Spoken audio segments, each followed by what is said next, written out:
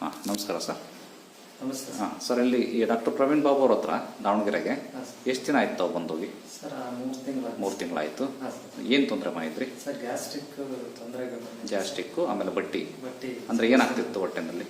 ಹೊಟ್ಟೆನಲ್ಲಿ sir ಆರಿಸ್ತಾ ಇತ್ತು ಬಟ್ಟಿ, ಆರಿಸ್ತಾ ಇತ್ತು. ಹೊಟ್ಟೆ ಜಿಗ್ತಂಗೆ ಆಗ್ತಾ ಇತ್ತು. ಹಾಂ, ಜೀರ್ಣ ಆಗ್ತಿರ್ಲಿಲ್ಲ, ಜೀರ್ಣ ಆಗ್ತಿದ್ದ, ಊಟ ಮಾಡೋಕೆ ಸುಸ್ತು, ವೀಕ್ನೆಸ್ ಆಗ್ತಾ ಇತ್ತು. ಎಷ್ಟು ವರ್ಷದಿಂದ ಪ್ರಾಬ್ಲಮ್ ಇತ್ತು? ಸರ್ ಸುಮಾರು ಒಂದು 4-5 ವರ್ಷ ಮೇಲಾಗಿ ಸರ್. ಹೌದಾ? 4-5 ವರ್ಷದಿಂದ ಅನುಭವಿಸ್ತಾ ಇದ್ರಿ? ಹಾಂ ಸರ್. ಎಲ್ಲ ಕಡೆ ತೋರಿಸಾಗಿತ್ತು? ಎಲ್ಲ ಕಡೆ ತೋರಿಸಿ ನೆಕ್ಸ್ಟ್ ಇಲ್ಲಿ ಯೂಟ್ಯೂಬಲ್ಲಿ ನೋಡಿ ಸರ್, ಹಂಗಾಗಿ ಸರಿ ಹೋಗ್ಬೋದು ಅಂತ ಇಲ್ಲಿ ಬಂದೆ ಸರ್. ಈಗ ಎಲ್ಲ ಗುಣ ಆಗ್ತಾ ಬಂದಿದೆ ಸರ್. ಕಮ್ಮಿ ಆಗಿದೆಯಲ್ಲ? ಕಮ್ಮಿ ಆಗಿದೆ ಸರ್. ಓಕೆ, ಇಂಪ್ರೂವ್ಮೆಂಟ್ ಇದೆಯಲ್ಲ? ಇಂಪ್ರೂವ್ಮೆಂಟ್ ಇದೆ ಸರ್. ಖುಷಿ ಇದೆ? ಖುಷಿ ಇದೆ ಸರ್. ಆಮೇಲೆ ಮತ್ತೆ ಬೇರೆ ಏನು ಸಮಸ್ಯೆ? ಬೇರೆ ಮ್ಯಾನ್ ಪವರ್ಗೆ ಅಲ್ವಾ, ಸ್ವಲ್ಪ ಲೈಂಗಿಕವಾಗಿ ಸ್ವಲ್ಪ